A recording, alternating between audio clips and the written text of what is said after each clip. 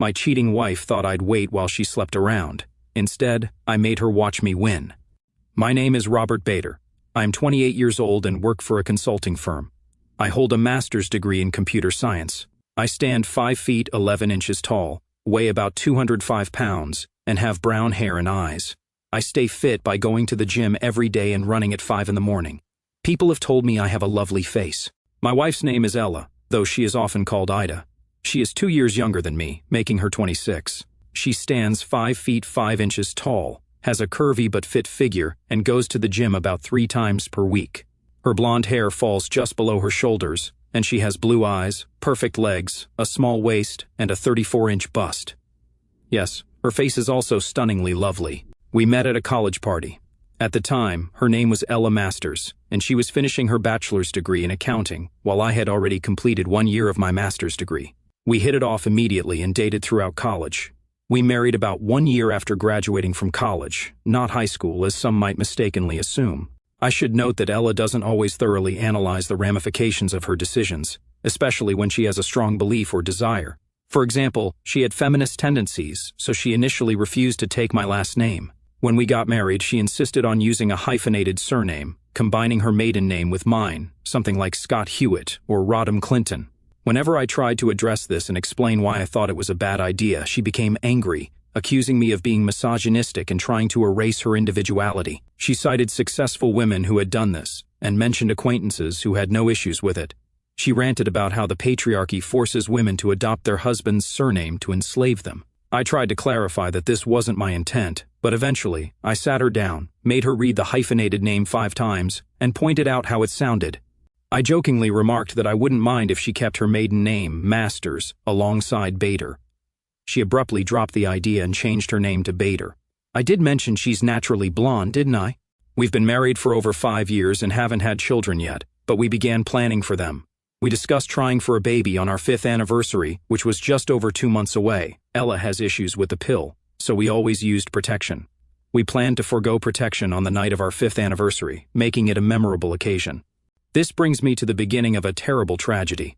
With a beer in my hand, I sat across the table from my wife and heard 5 dreadful words that fueled my anger. I just want to try something different. She explained that for about 1 month before we started a family, she needed to get rid of everything before settling down to become a mother.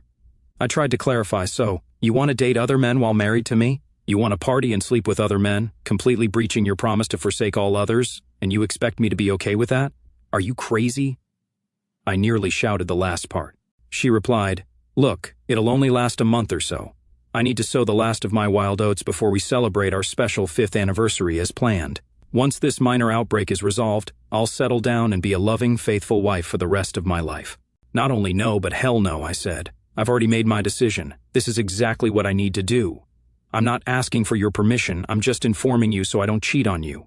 It's not treason if you're aware of it and the situation is open. It's only cheating if I hide it and sneak behind your back. That's not the case here. Besides, it won't happen every night, probably just Friday or Saturday, and I'll return home in the morning. We'll continue to make love a couple of nights a week, and I'll clean up before coming home from my outings. You'll never have to deal with sloppy seconds. I retorted, I'm confident I'll never worry about sloppy seconds because I won't touch you after you go on one of your dates. Where did this nonsense come from? What put this foolish idea in your head? I was sure I knew the source but asked anyway. She admitted, I told Susie about our plans to start a family. Susie, her full-time divorced coworker, had cheated on each of her 4 ex-husbands. Ella continued, She said I needed to clear my mind before starting a family so I could fully relax and be a wonderful mother and wife without regretting anything I missed. She also said her experiences with other men improved her lovemaking by teaching her new techniques to delight you, potentially leading to a better quality of life. It was clear Ella would go through with it regardless of what I said. I tried several arguments but was rebuffed each time. Finally, I said, It's evident you'll do this despite my wishes. When are you planning your first date? I don't have one yet, but Susie and I plan to go to a club tomorrow night, she replied.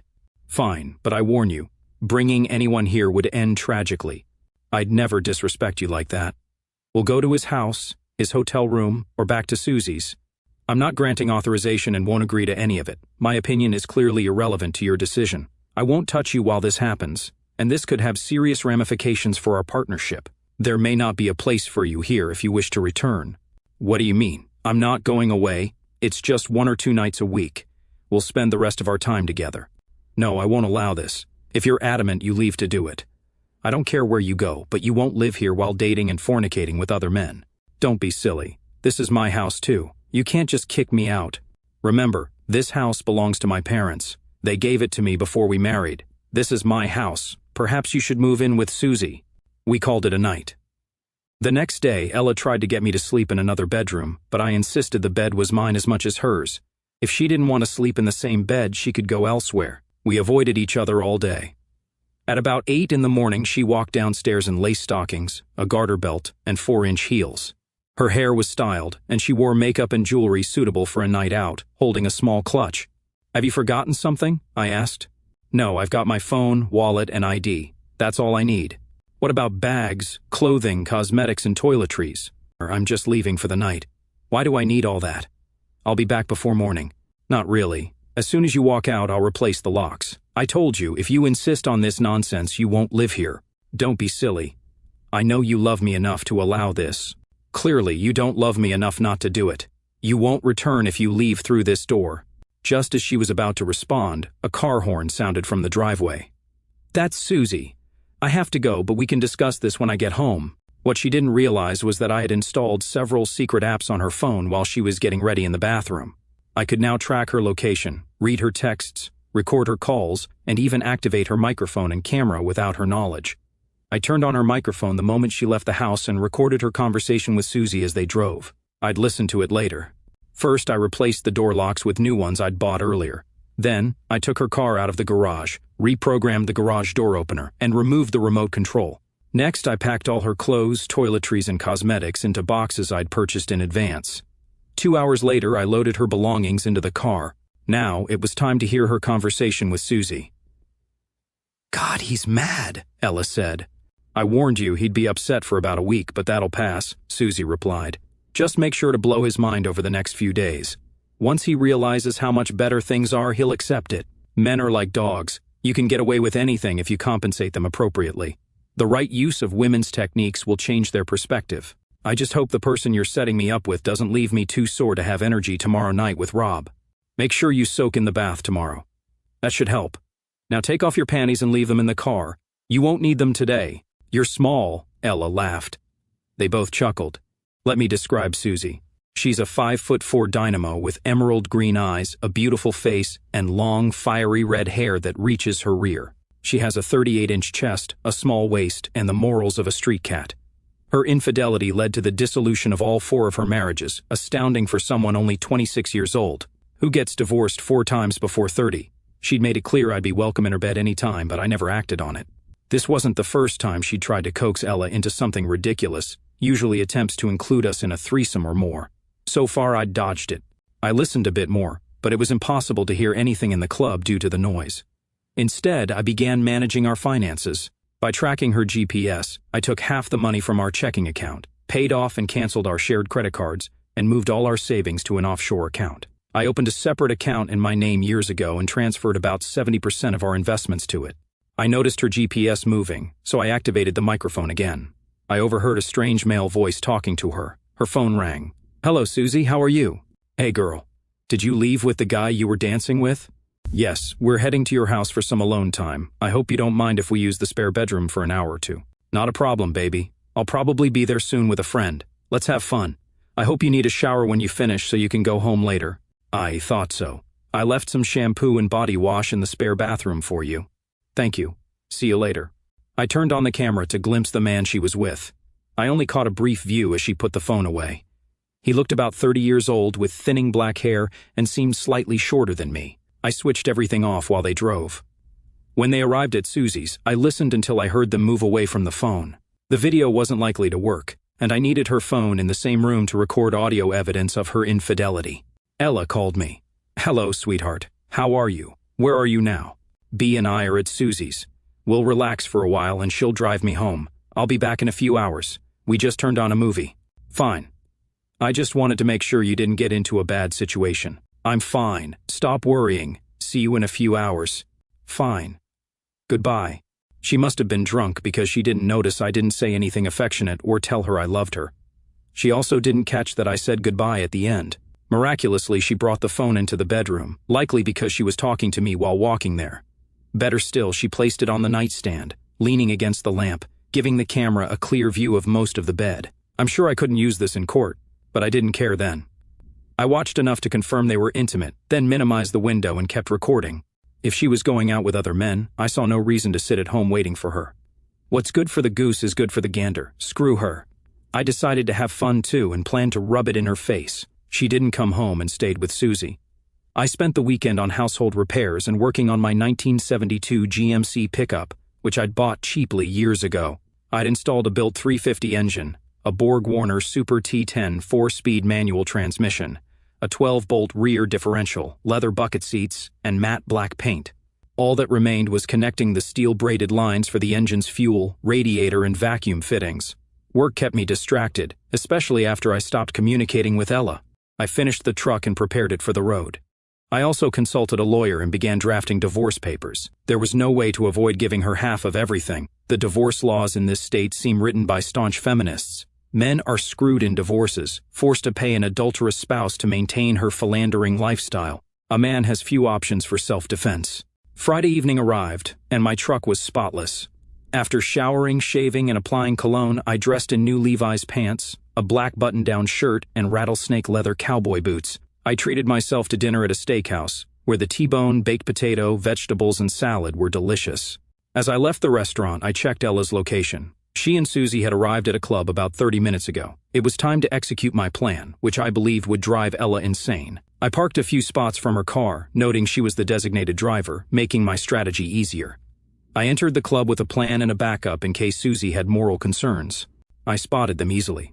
"Susie, I didn't realize you'd be here," I said, approaching their table with a glass, waiting until Ella was dancing with another guy.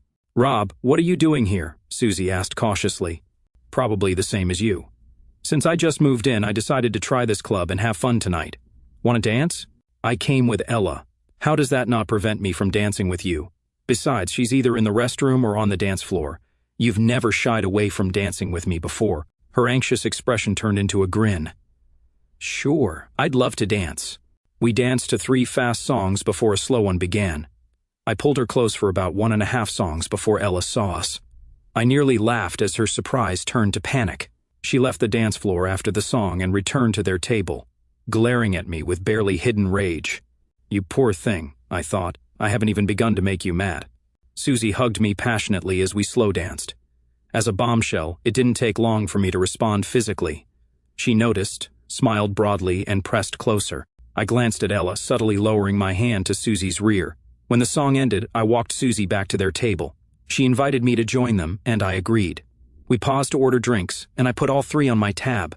"Robert, what the hell are you doing here?" Ella hissed. "What do you mean? I'm doing the same thing as you, drinking, dancing, and having fun. Is that prohibited?" "Don't act innocent," she spat. "You're here to ruin my evening." "Quite the contrary, Ella. I had no idea you'd be here. We haven't spoken since you moved out. I heard about this club from colleagues and decided to check it out since you weren't around. You mean this is natural for you but not for me? That's hypocritical." I turned to Susie and began talking, ignoring Ella's seething. She tried to make me jealous by dancing flirtatiously with as many men as possible. I grinned, monopolizing Susie's time. Whenever another guy approached her, I'd pull her to the dance floor before they reached the table. Eventually, they stopped trying, assuming we were together. After a few hours, I decided it was time. Ella was on the dance floor, and Susie was receptive. "Meet me at your place," I whispered. "Ella will get there soon. Does it matter?" "She has her own room," Susie replied. "To hell with it. She's driving. She can get home. Let's go." I kept her close while driving. As soon as we entered her place, her dress hit the floor. She dragged me to her bedroom. The night was great. She clearly had plenty of practice. Just as I peeked, the front door slammed. Susie is loud during intimate moments, and her room is next to Ella's, separated by a thin wall. Around 2 in the morning, we passed out from exhaustion. Breakfast was awkward. Our morning activities woke Ella. When I entered the kitchen, she was already there with coffee. "Everything fine?" she asked, smirking. "I'll do it myself," I said, taking a clean knife from the cupboard and standing near the Keurig while she filled her cup. There's no telling what might have been in her coffee. We had little conversation. Ella and Susie spoke briefly, then I talked with Susie. Ella realized we were both gone from the club and saw my truck in the parking lot. She yelled so loudly that the guy she brought home left. She stared at me like a wolf at breakfast. Soon after, I left. When motivated, I can be relentless. Ella worked with several stunning single women I'd met at her firm's events. I had their contact info and began reaching out. Within weeks, I convinced most to go on dates. Some hesitated since Ella and I were still married, but I explained we'd split, and they relented. Tension grew between Ella and Susie due to my actions, and Ella clashed with other single women at work. I had a great time, dining, dancing, and being intimate with Ella's colleagues. I used her phone's GPS and spy apps to ensure I appeared where she was. Her colleagues raved about their dates with me, which infuriated her. She continued going out with men, but she and Susie argued more. I overheard Ella ranting to Susie, "This isn't how it was supposed to work. He was supposed to wait for me to sow my wild oats and then welcome me back to start our family. He wasn't supposed to date or spend nights with other women." Susie was perplexed. I didn't expect it either. "What are you planning?" "I've had my fun, and none of these guys compare to Rob." "Our anniversary is coming, and we plan to start a family that night," Ella said, smiling. "He knows how to send a girl into orbit." Susie understood, but snapped. "Why did you bring him here and keep my husband awake all night, only to play cool the next morning? I've wanted him for years. What was I supposed to do when he came at me like that? He turned it up and pressed all my buttons. I couldn't help it. He's my husband. Show some respect." "Fine, I apologize. He stopped calling me. I doubt we'll meet again. Besides, he's checked out all our single co-workers. It's time to reclaim what's mine. I'll call him later and tell him I'm ready to return and start our family," Ella said. I smiled, listening. She didn't know what was coming. I called my lawyer with final instructions. With just over 1 week until our anniversary, I prepared for a memorable event. Ella called, wanting to come home, but I refused, saying I had plans and was working on a surprise for her return. I hinted at renovations, which she misinterpreted as converting a bedroom into a nursery. I never said that. I got her to come on our anniversary for her surprise.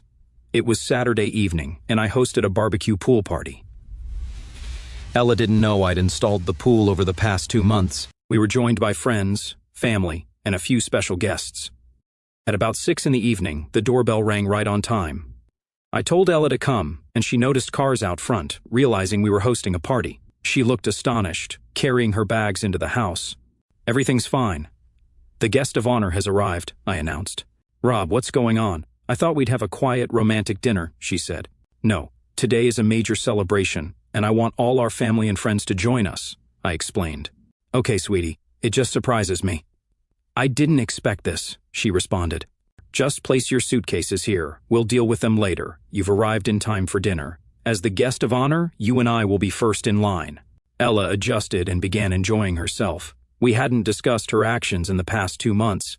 We ate, drank, and laughed. After dinner, a light illuminated the backyard, revealing the pool and other upgrades. She hadn't seen the upper floor, and hinted at wanting to see what I'd done, still assuming I'd made a nursery. It was time for the final surprises. "Could I have your attention, please?"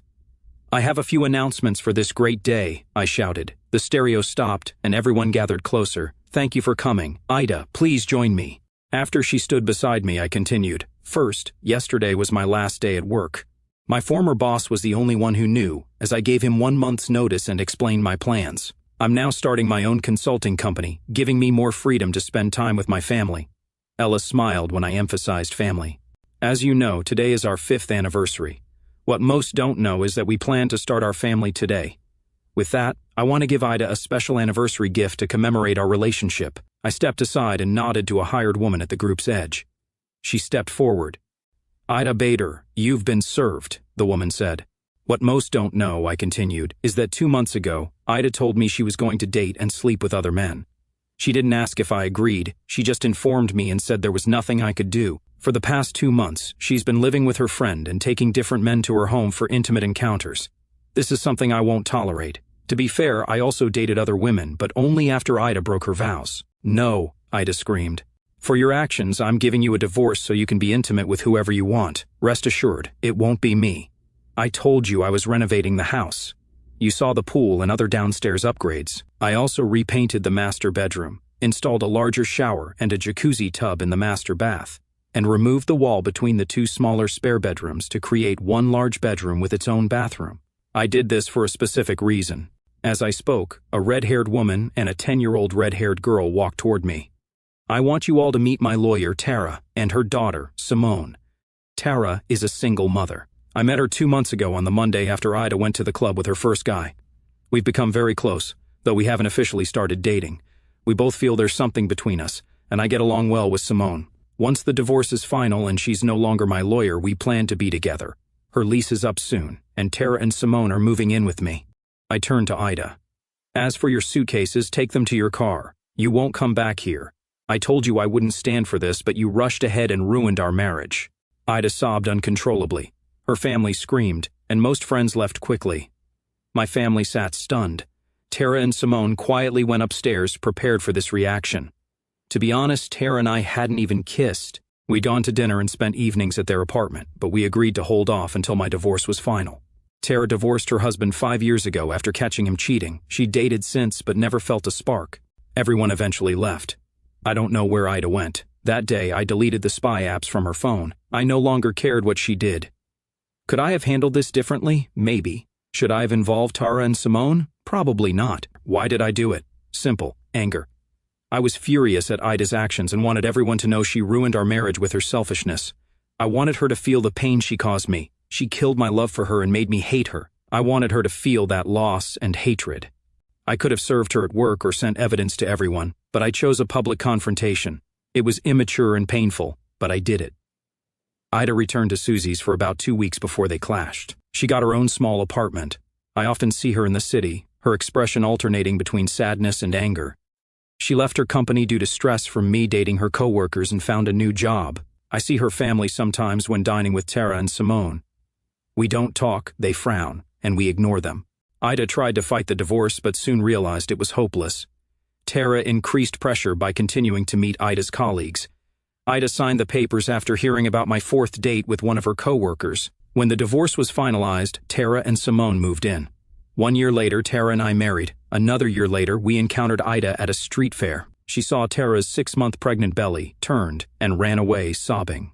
3 years had passed since the dramatic barbecue pool party where Robert Bader served his wife, Ella, with divorce papers in front of family and friends.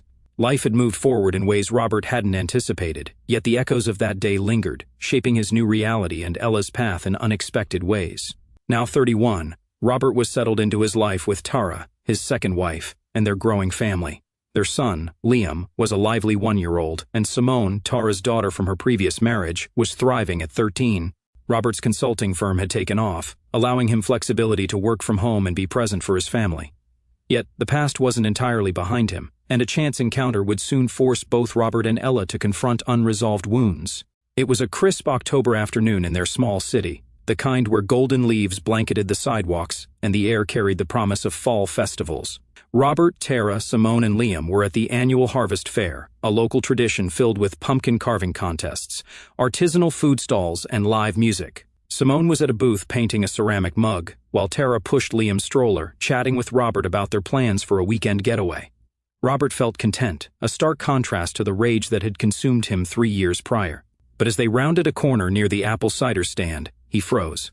There, standing with a man he didn't recognize, was Ella. She looked different, thinner, her blonde hair now cut into a sleek bob, her blue eyes framed by subtle lines that hadn't been there before. She wore a navy coat and jeans, her posture relaxed but her expression guarded as she noticed Robert. The man beside her, tall with salt and pepper hair and a tailored jacket, seemed to be in his early 40s. He held her hand, and Robert caught the glint of a ring on Ella's left finger. For a moment their eyes locked, and time seemed to collapse, pulling them back to the pain and betrayal that had defined their final days together. Tara, sensing the shift in Robert's demeanor, followed his gaze. "Is that her?" she whispered, her voice calm but protective. Robert nodded, his jaw tight. Simone, oblivious, called out to show them her painted mug, breaking the tension. Robert forced a smile, but his mind was racing. He hadn't seen Ella since the street fair 2 years ago, when she'd fled at the sight of Tara's pregnant belly. He'd heard through mutual acquaintances that she'd moved to a neighboring town and switched careers, leaving accounting for a role in event planning. Beyond that, he'd tried to let her fade from his life. Ella, however, hadn't forgotten him. She excused herself from the man and approached cautiously, her steps measured. "Rob," she said softly, stopping a few feet away. "I didn't expect to see you here." "Ella," he replied, his tone neutral. Tara stood close, her hand resting on Liam's stroller, while Simone watched curiously from the booth. "Looks like you're doing well." She glanced at the man, who was now browsing a nearby stall, and nodded. "That's David. We got engaged last month. He's a good guy, runs a small construction business." Her voice wavered slightly, as if testing whether Robert cared. "I saw your family. They're beautiful." "Thanks," Robert said, unsure how to navigate the conversation. Part of him wanted to walk away, but another part, the part that had once loved her fiercely, felt a pang of curiosity. What had her life become? Had she changed, or was she still the impulsive woman who'd shattered their marriage? Tara, ever perceptive, stepped in. "I'm Tara," she said, extending a hand. "It's good to meet you, Ella. Rob's told me a lot about your time together." Her tone was polite but firm, a reminder that she was Robert's present, not his past. Ella shook Tara's hand, her smile tight. "Likewise. I'm happy for you both." She turned back to Robert. "Can we talk for a minute, alone? I won't take long." Robert hesitated, glancing at Tara, who gave a subtle nod. "Go ahead," she said. "I'll be with Simone." She wheeled Liam toward the booth, leaving Robert and Ella standing awkwardly by the cider stand. "What's this about, Ella?" Robert asked, crossing his arms. The festival buzzed around them, children laughing, a band playing in the distance. But the space between them felt heavy. Ella took a deep breath. "I owe you an apology. Not just for what I did, but for how I handled everything. I was selfish, Rob. I let Susie's ideas and my own fears about settling down cloud my judgment. I thought I could have it all, freedom and you waiting for me. I was wrong, and I hurt you in ways I can't undo." Robert studied her, searching for sincerity. Her words sounded genuine, but they couldn't erase the nights he'd spent replaying her betrayal or the public humiliation he'd inflicted in return. "Why now?" he asked. "It's been 3 years. You could have reached out sooner." "I wanted to," she admitted, her eyes glistening. "But I was ashamed. After the divorce, I spiraled. I stayed with Susie until we fell out. She blamed me for losing you as a friend, which was ridiculous. I got therapy, Rob. It took a long time to see how much I'd messed up, not just with you, but with myself. Meeting David helped me rebuild, but I couldn't move forward without saying this to you." Robert's anger, once a blazing fire, had dulled to embers over the years. He didn't hate Ella anymore, but trust was gone. "I appreciate the apology," he said slowly, "but it doesn't change what happened. You broke something that couldn't be fixed, and I did things I'm not proud of either. That party, the way I handled it, I let my anger take over. I hurt you too." Ella nodded, wiping a tear. "I deserved it. I kept thinking you'd wait, that I could have my fun and come back to our plans. Seeing you with Susie, then my co-workers, and finally Tara, it broke me. I realized I'd lost you for good." "You didn't just lose me," Robert said, his voice steady. "You lost us. The life we planned, the family we wanted. I've moved on, Ella. I have Tara, Simone, Liam. They're my world now. I hope you find peace with David, but we can't go back." "I know," she whispered. "I'm not asking for that. I just needed you to know I'm sorry, and I'm trying to be better. For David, for myself." She paused, then added, "Your son, he looks like you. I'm glad you got the family you wanted." Robert softened slightly. "Thanks. I hope you and David build something real."